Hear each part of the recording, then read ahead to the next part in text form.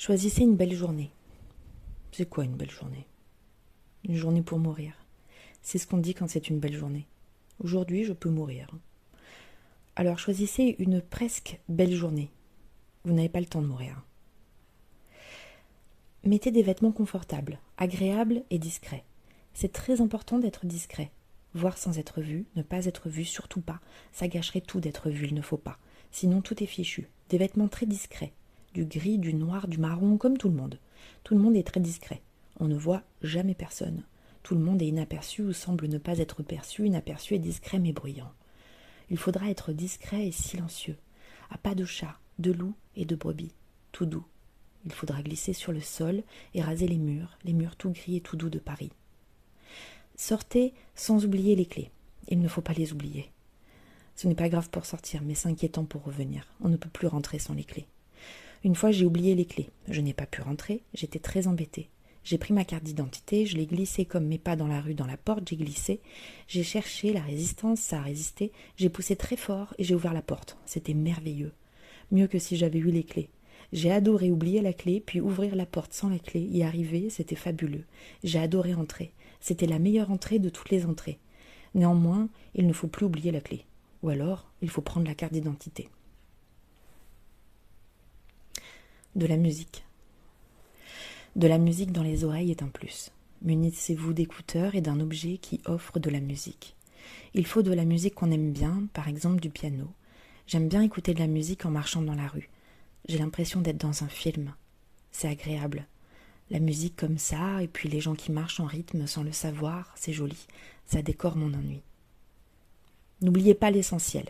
L'appareil photo, les films, noir et blanc, 100 ISO pour la profondeur de champ, 400 ISO pour l'instantané. Pas besoin de cellules quand on s'y connaît.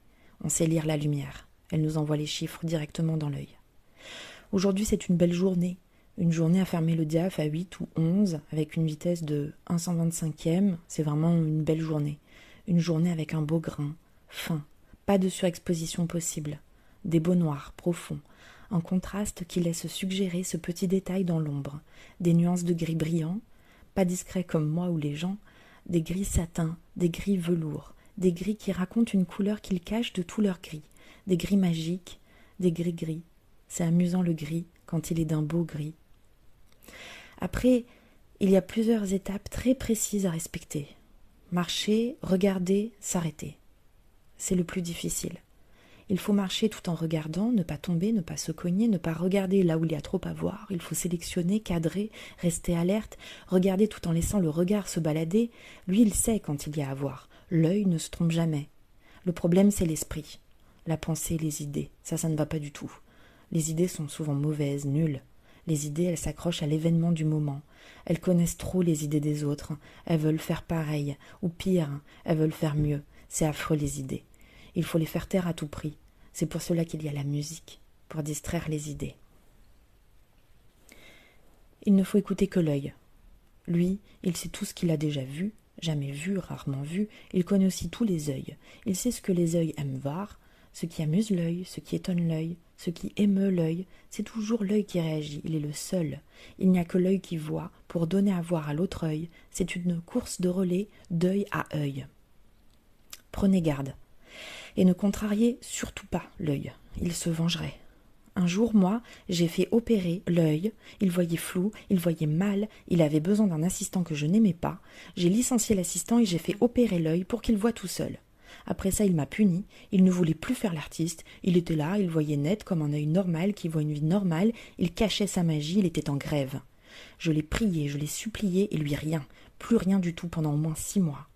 Et puis un jour, il a été obligé, il est revenu. Pour taire les idées.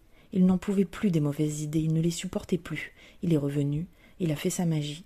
Alors j'ai marché avec lui, on a pris le temps de se redécouvrir, de se réconcilier, de se re-rencontrer. Quand l'œil s'arrête, il faut s'arrêter totalement.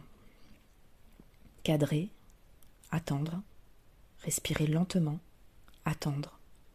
Parfois le cadre existe avant l'image, il faut attendre. Les ombres, la lumière, tout est là. Il faut juste attendre que quelqu'un s'installe dans le cadre. Il faut attendre que les choses s'organisent d'elles-mêmes. Parfois je tire, avant que tout s'organise. J'enregistre cet instant d'avant, avant l'image. Il est très important cet instant-là, avant l'image, où il n'y a encore rien mais déjà tout est là. J'attends que la chance fasse son travail. J'en ai toujours un peu de la chance, ça va avec la patience. J'attends. Quand la chance arrive, il faut aller très très vite, l'attraper, la saisir, car aussitôt arrivée, elle s'échappe. Et puis, un dernier tir, le dernier pour le plaisir. Comme la dernière bouchée pour finir l'assiette quand on est repu. De la gourmandise. Et c'est fini. Soit on repart, soit on rentre, soit on reste encore un peu. Mais c'est fini pour aujourd'hui.